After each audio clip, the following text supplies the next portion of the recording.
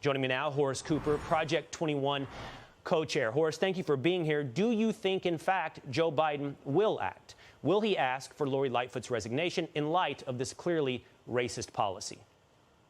I don't anticipate that the president will. I think it's unfortunate that there will be no accountability. I want to understand how, if you're the president of the United States and you say or do something, Facebook says we can take your page down because of what your comments and thoughts represent. This is the most vicious, vile hate where they're explicitly, the mayor is explicitly saying we're going to separate people and treat them differently on the basis of race. Why hasn't Facebook, along with the president, said your mayor profile has to be taken down? People can't follow you on Twitter anymore. Why haven't large corporations announced we are not going to support this type of vitriolic separatism? Bull Connor could not come forward today and exercise the kind of freedoms that Lori Lightfoot apparently is able to do, and that is call out a vicious, vile hate of racial separatism, and apparently there is no consequence. And why is that, Horace? You know, Lori Lightfoot might be the most egregious example of the re-embrace of segregation and racism, but she's certainly not the only example. I laid out several others for you right there that are taking place across the university landscape. This seems to be an ideology that is, instead of the preferable decline in America, is instead growing. This idea that we should view each other through the prism of our skin color and, in fact, segregate ourselves is something that is growing, Horace. Why?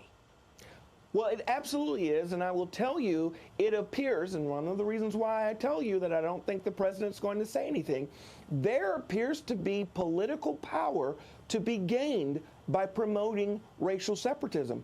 We're going to have to really go back and apologize to the promoters of Jim Crow in the 20th century, because I think most of those people did so because they thought it provided them a political advantage. We say, today's historians, there was never any justification for this behavior.